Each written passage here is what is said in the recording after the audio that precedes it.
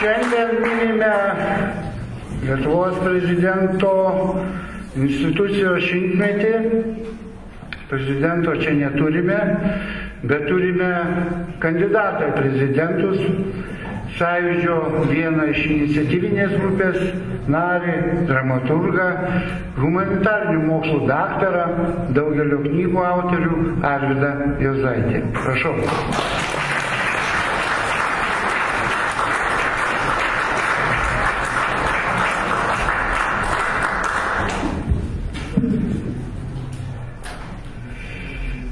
Lietuviai, bendratautiečiai, bendrapiliečiai,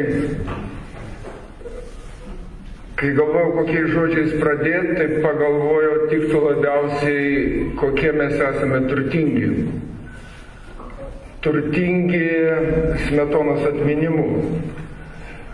Tikriausiai niekas iš dabartinės jaunimo kartos mūsų turto neįvertina. Bet mūsų pareiga yra šitą turtą padalinti arba jo pasidalinti.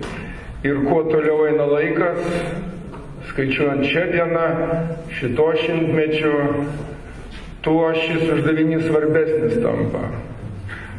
Nes tos globalizmo audros, kurios dabar mus siaučia ir netgi nuo žemės paviršiaus plėšia, žinoma, nebuvo įsivaizduojamos Smetonai.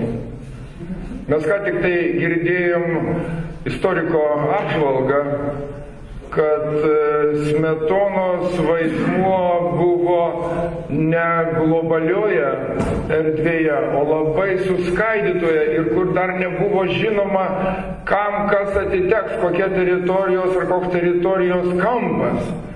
Lietuvai paradoksaliausių būdų buvo sunkiau negu latviams ir estams. Neįtikėtina.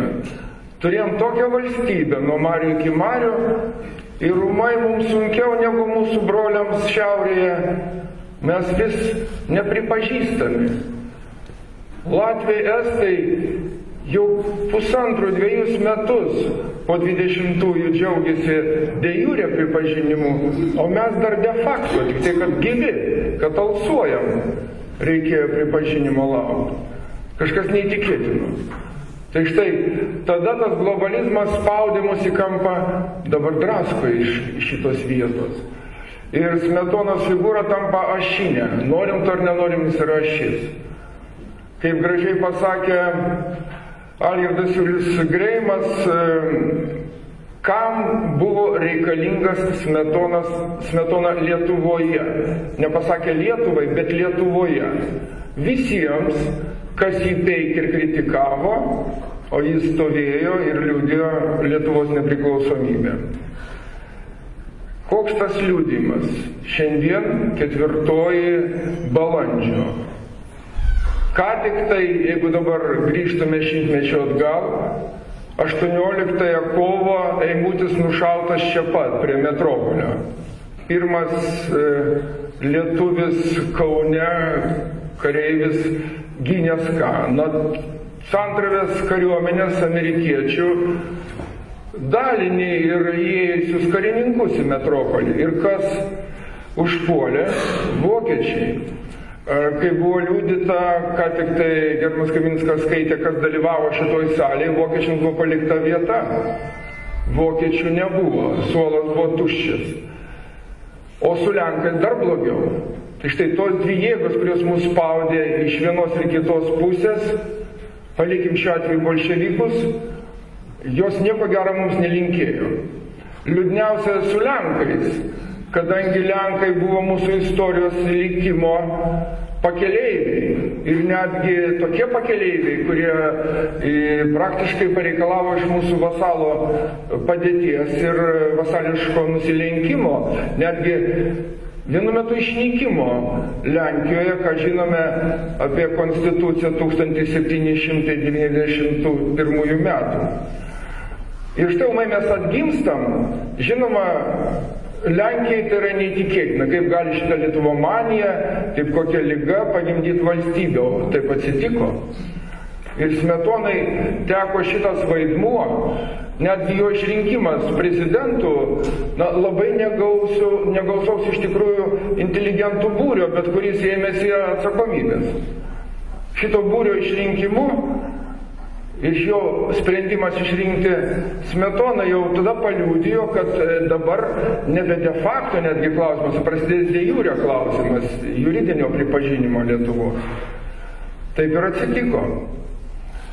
Ir steigiamojo Seimo atsiradimas, paskui jo nedėkingumas, kas labai dažnai pasitaiko ir kas šioj salėje tarsi nevertėtų prisiminti, bet netgi Smetonai teko ir kalėjime pabūt savo nepriklausomos Lietuvos.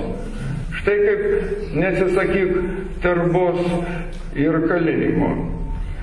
Bet kadangi idėja tiek gyva ir jo figūra tiek reikšminga buvo ir neagresyviai reikšminga, nesiperšant, tai žinoma pavyzdys. Ir todėl mūsų turtas, įvertinant Smetoną, to irgi pagrįstas neagresyvumu ir nesipiršimu. Kaip pažymi istorikai, iš tikrųjų Smetona buvo išrinktas netgi 26-aisiais po perversmo. Jis buvo išrinktas ne tiek rinkimų, bet nebylaus referendumo būdu. Juk šiaip jau tautos vado, paskui fiksavimas, kad toks žmogus reikalingas kaip tautos vadas, šitam turbulentiniam kampe, reiškia, kur ištisai su Lenkija iki 38 metų karo stovis. Tai reiškia, jo reikalingas kasdieniniam gyvenime figūros demonstravimas tautai reikalingas. Kad iš tikrųjų karo vadas, vyriausiasis ginkluotojų pajėgų vadas. Taikos sąlygomis, taip, taikos sąlygomis. Nes kaimynas visko reikalavo, maža, kai jis pasiėmė Vilnių, betgi buvo bandymai į Kauną. Ir jeigu mes nebūtume nuėję į Klaipėdą, greičiausiai 23 Lietuvos klausimas būtų buvęs jau likviduotas. Nes iš abiejų pusių Pilsudskio idėja būtų įgyvendinta karinė jėga. O Smetonos buvimas jis buvo kaip tikrai nebylaus referendumo liudijimas. Dar daugiau galim sakyti, jisai teikia tai, kas Lietuvoje buvo tiesiog gyvybingai svarbu. Štai dabar, jeigu kalbam apie atmintį, kas jie iš esmės saugo? Inteligentija. Jeigu inteligentija šito nedaro, tauta išsivaišta. Smetona apie tai nuolat sakė ir iš to 1000 straipsnių dar iki 20-19 metų sunku paskaičiuoti kiek, bet aš kai žiūrėjau, kiek su inteligentija susijusių straipsnių, tai mažiausiai porą šimtų. Ir jisai suprato, kad šita tauta, tai yra mūsų lietuvių tauta, turi atgimti per 2 sandus, tai yra lietuvių kalba ir antra, ta žmonių bendruomenė, kuri šnekė šitą kalbą. Čia nebuvo galima skelbti, kad lietuvių kalba yra seniausia, gražiausia. Reikėjo iš pažinėjų, kaip ir bažnyčia, kaip kokie valstybiniai bažnyčiai tos kalbos. Ačiū Dievui, pasisekė su bažnyčia. Lenkomaniška bažnyčia atkrito kartu su Vilnium, tokia didelė auka, žinoma, bet niekur nedingsi. Auko teko. Ir kas toliau? Lietuvių valstybinės kalbos Lietuva. Čia nuskambėjo, kad netgi prezidento priesaika buvo dar 2 kalbom perskaityta. Jidiš ir gudų kalba. Turėjo būti perskaityta ir lenkų kalba. Nes kai Šleževičius skelbė steigiamojo Seimo rinkimus, dar buvo ir lenkų kalba. Ir to reikėjo atsisakyti. Vilniaus praradimas atnešė mums iš tikrųjų, baisu sakyti, bet lietuvių valstybinės kalbos Lietuva. Greičiausiai būtume mažiausiai 2 valstybinių kalbų Lietuva.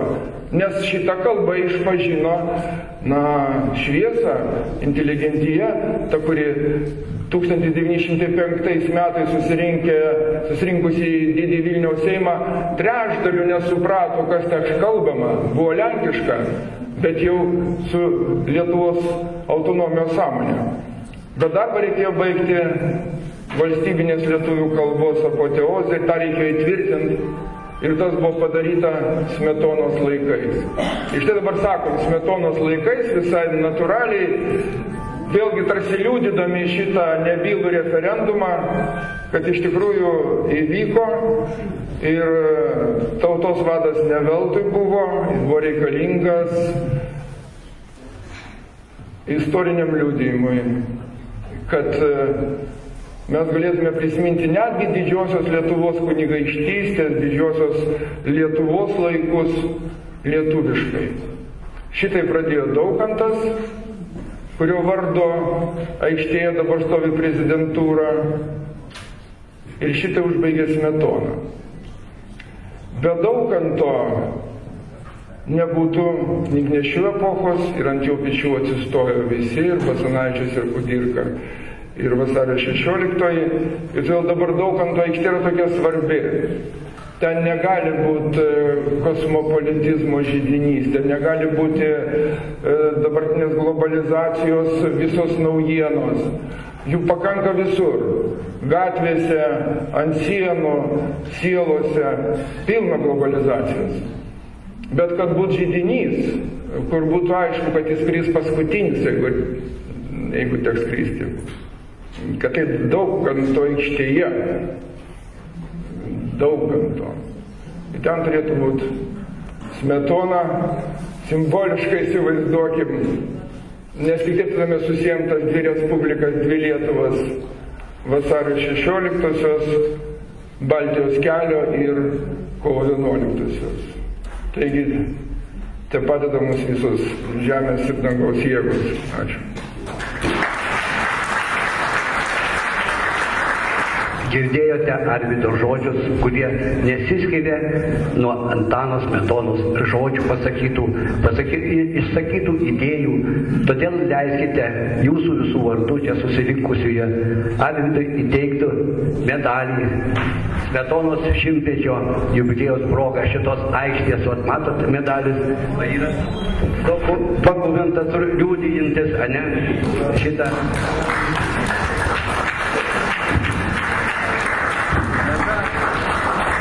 Palinkėti jam geros sveikatos ir ateities gerų ribų.